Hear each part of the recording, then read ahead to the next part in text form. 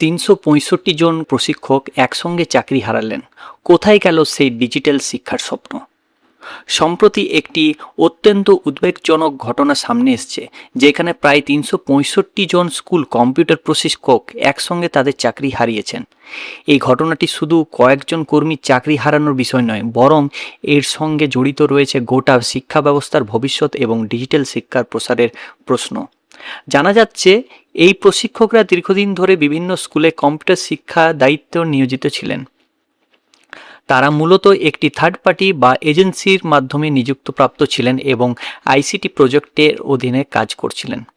কিন্তু নির্দিষ্ট সময়সীমা শেষ যাওয়ার পর তাদের চাকরিতে কোনো স্থায়িত্ব দেওয়া হয়নি, ফলে একদিন তারা সবাই কার্যত কর্মহীন হয়ে পড়েন। এই পরিস্থিতিতে তাদের জীবনে এক বড় ধাক্কা হিসেবে এসছে। অনেকেই প্রায় 5 বছর বা তারও বেশি সময় ধরে একই কাজের সঙ্গে যুক্ত ছিলেন। তাদের আশা ছিল ভবিষ্যতেও হয়তো সরাসরি নিয়োগ বা স্থায়ী চাকরির সুযোগ তৈরি হবে, কিন্তু বাস্তবে উল্টো ঘটেছে। চাকরি হারাতে হয়েছে এবং তারা এখন অনিশ্চয়তার মধ্যে দিন কাটাচ্ছেন। শুধু তাই নয়, এই ঘটনা শিক্ষাক্ষেত্রেও প্রভাব ফেলেছে। অভিযোগ উঠেছে, সেই কম্পিউটার প্রশিক্ষকরা কাজ করতেন সেই সব স্কুলের কম্পিউটার শিক্ষার কার্যক্রমও অনেকাংশে বন্ধ হয়ে গেছে বা অব্যাহত হয়েছে, ফলে ছাত্রছাত্রীরাও বঞ্চিত হচ্ছে আধুনিক ডিজিটাল শিক্ষার সুযোগ থেকে। প্রশিক্ষকদের পক্ষ থেকে দাবি উঠেছে, তাদের সরাসরি সরকারি নিয়োগের আওতায় আনা হোক এবং থার্ড পার্টি বা এজেন্সির মাধ্যমে নয়, শিক্ষা দপ্তরের অধীনে কম্পিউটার শিক্ষার ব্যবস্থা চালানো হোক।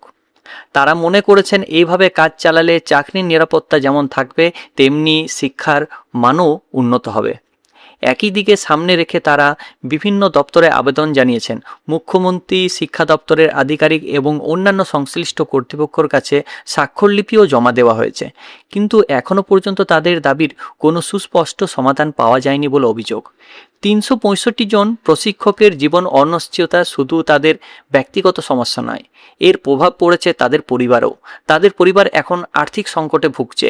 ভবিষ্যতে তারা আবার চাকরি পাবে কিনা সেই প্রশ্ন থেকে যাচ্ছে।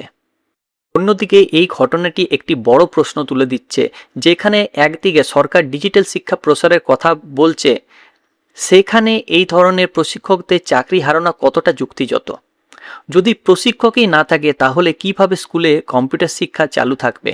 সবে মিলিয়ে এই ঘটনাটি একটি বড় সামাজিক ও প্রশাসনিক ইস্যুতে পরিণত হয়েছে। প্রশিক্ষকদের দাবি, তাদের চাকরির নিরাপত্তা নিশ্চিত করতে হবে এবং শিক্ষাক্ষেত্রে তাদের অভিজ্ঞতাকে কাজে লাগাতে হবে। ডিজিটাল ইন্ডিয়ার স্বপ্ন কি শুধু এই কাগজে থাকবে, নাকি এই ৩৬৫ জন প্রশিক্ষকের ভবিষ্যৎ নিশ্চিত করে সত্যি পরিবর্তন আনবে প্রশাসন?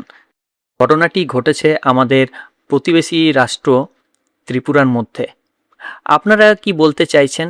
আপনাদের মতামত অবশ্যই কমেন্ট বক্সে জানাবেন। আপনাদের প্রত্যেকের মতামত কিন্তু সবার জন্যই খুবই গুরুত্বপূর্ণ। ভিডিওটি যদি আপনাদের ভালো লেগে থাকে, অবশ্যই শেয়ার করবেন ভিডিওটিকে।